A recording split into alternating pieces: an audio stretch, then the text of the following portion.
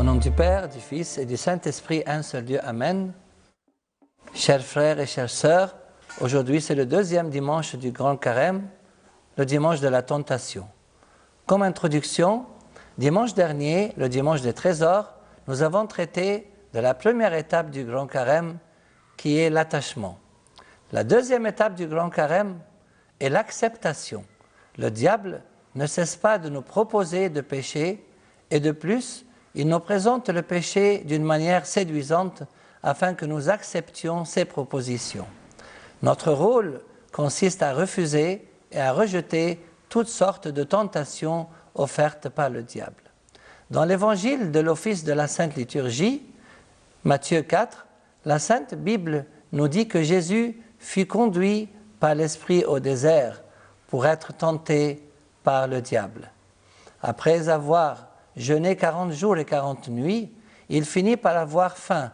Le tentateur s'approcha et lui dit « Si tu es le Fils de Dieu, ordonne que ces pierres deviennent des pains. » Mais il répliqua « Il est écrit, ce n'est pas seulement de pain que l'homme vivra, mais de toute parole sortant de la bouche de Dieu. » Alors le diable l'emmène dans la ville sainte, le place sur le faîte du temple et lui dit « Si tu es le Fils de Dieu, jette-toi en bas, car il est écrit, il donnera pour toi des ordres à ses anges, et ils te porteront sur leurs mains pour t'éviter de heurter du pied quelques pierres. » Jésus lui dit, il est aussi écrit, tu ne mettras pas à l'épreuve le Seigneur ton Dieu. Le diable l'emmène encore sur une très haute montagne, il lui montre tous les royaumes du monde avec leur gloire et lui dit, tout cela, je te le donnerai si tu te prosternes et m'adores. Alors, Jésus lui dit, retire-toi Satan, car il est écrit, le Seigneur ton Dieu tu adoreras, et c'est à lui seul que tu rendras un culte. Alors le diable le laisse, et voici que des anges s'approchèrent et ils le servaient. La question d'aujourd'hui est la suivante. Qui est à l'origine des épreuves? La vie de chacun d'entre nous est pleine d'épreuves et de tentations. Les épreuves s'adressent aux saints comme aux pécheurs. C'est pour cela que Jésus nous dit « Je vous ai dit cela pour qu'en moi, vous ayez la paix. En ce monde, vous êtes dans la détresse, mais prenez courage, j'ai vaincu le monde. » Certaines épreuves proviennent de Dieu, d'autres encore du diable, de la personne elle-même et de la méchanceté des hommes. Les épreuves qui proviennent de Dieu, elles ne s'étendent jamais au-delà de nos forces.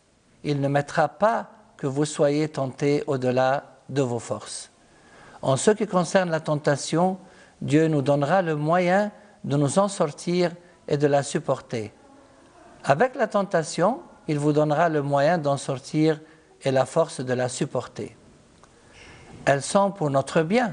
Nous savons d'autre part que tout concourt au bien de ceux qui aiment Dieu, qui sont appelés selon son dessein.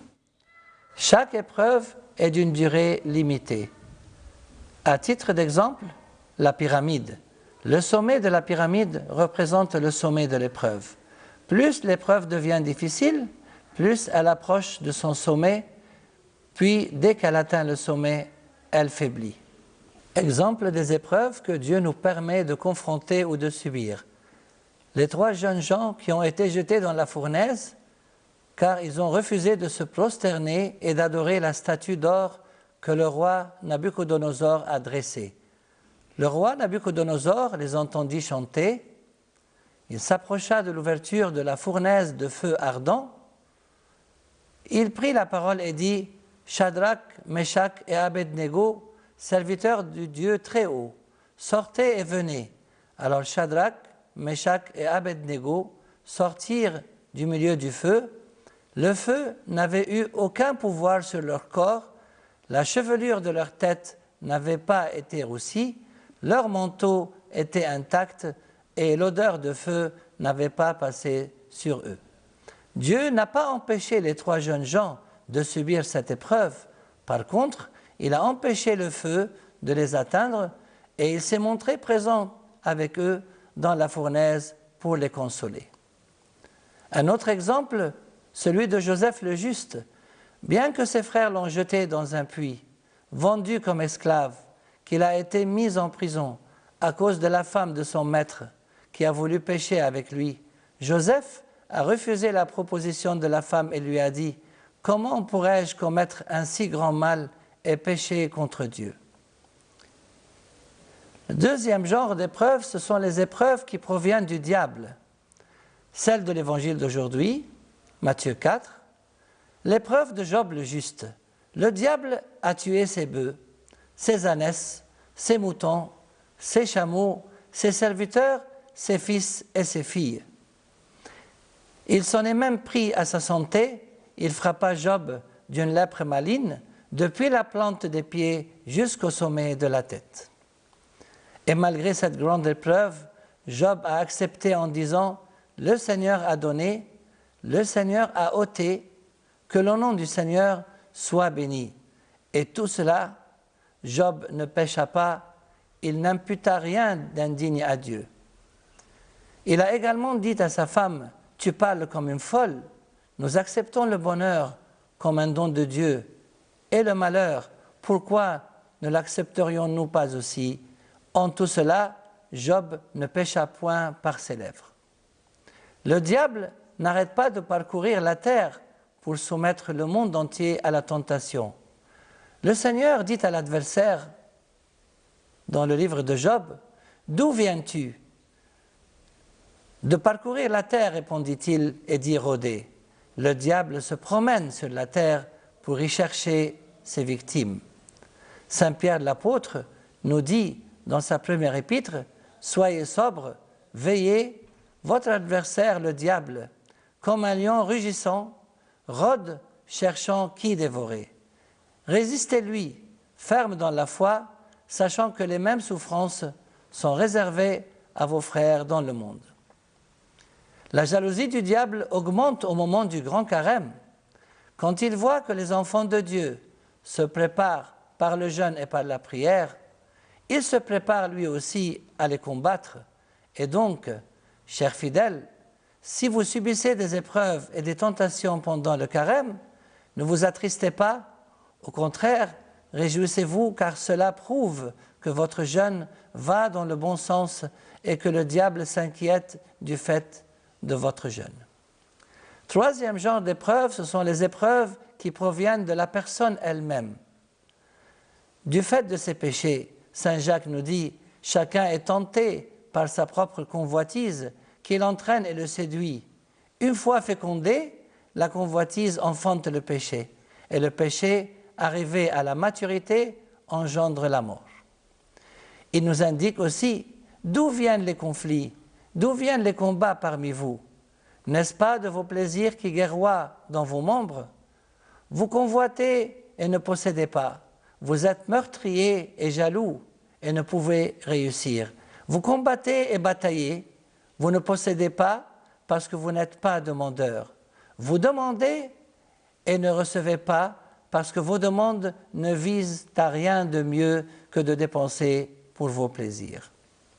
C'est pour cela que Saint Pierre nous supplie, « Bien-aimés, je vous exhorte, comme des gens de passage et des étrangers, à vous abstenir des convoitises charnelles qui font la guerre à l'âme. » Quatrième et dernier genre d'épreuves, ce sont les épreuves qui proviennent des êtres méchants. C'est le diable qui utilise ces êtres méchants pour nous mettre à l'épreuve. Ces êtres possèdent plusieurs appellations bibliques. Ils s'appellent les démons. Saint Paul nous dit « Vous ne pouvez boire à la fois à la coupe du Seigneur et à la coupe des démons. Vous ne pouvez participer à la fois à la table du Seigneur et à celle des démons. » Il s'appelle aussi la synagogue de Satan. Dans le livre de l'Apocalypse, Dieu dit à l'ange de l'église de Smyrne, « Je sais ton épreuve et ta pauvreté, mais tu es riche, et les calomnies de ceux qui se prétendent juifs, ils ne le sont pas. C'est une synagogue de Satan. » Les méchants s'appellent aussi le diable. Jésus a appelé Judas le diable. Jésus leur répondit, « N'est-ce pas moi qui vous ai choisi, vous les 12? Et cependant, l'un de vous est un diable. » Il désignait ainsi Judas, fils de Simon l'Iscariote. Ils s'appellent aussi ceux qui s'attachent à des doctrines diaboliques. Saint Paul nous dit, l'Esprit le dit expressément, dans les derniers temps, certains renieront la foi, s'attacheront à des esprits séducteurs et à des doctrines inspirées par les démons. Ils s'appellent aussi fils du diable. C'est ainsi que saint Paul appela Élymas le magicien dans les Actes des Apôtres, « Toi qui es pétri de ruse et de manigance, fils du diable, ennemi juré de la justice, ne vas-tu pas cesser de fausser la rectitude des voies du Seigneur ?» Saint Paul les nomme aussi les rebelles. Il dit, « Vous étiez autrefois engagés quand vous suiviez le Dieu de ce monde, le prince qui s'interpose entre ciel et terre, l'esprit qui agit maintenant parmi les rebelles. » Comme conclusion, chers fidèles, il nous reste à répondre à la question suivante. Y a-t-il une contradiction entre les deux versets suivants? Saint Jacques nous dit, « Prenez de très bon cœur, mes frères, toutes les épreuves par lesquelles vous passez. » Et notre Seigneur Jésus nous a appris à dire dans le Notre Père, « Et ne nous conduis pas dans la tentation, mais délivre-nous du mal. » En fait, il n'existe pas de contradiction entre les deux versets. Saint Jacques nous invite à accepter avec joie toutes les épreuves qui ne sont pas causées par nos péchés. Et Jésus nous demande d'éviter les épreuves qui peuvent nous entraîner à commettre le péché. Saint Jacques a dit clairement que nul, quand il est tenté, ne dise « ma tentation vient de Dieu », car Dieu ne peut être tenté de faire le mal et ne tente personne. Chacun est tenté par sa propre convoitise qui l'entraîne et le séduit. Que notre Seigneur Jésus nous aide à accepter les épreuves qu'il nous fait subir pour notre bien, qu'il nous protège et nous sauve des épreuves du diable et des êtres méchants, et qu'il nous aide à éviter de tomber dans les épreuves dues à nos péchés, et gloire à lui éternellement. Amen.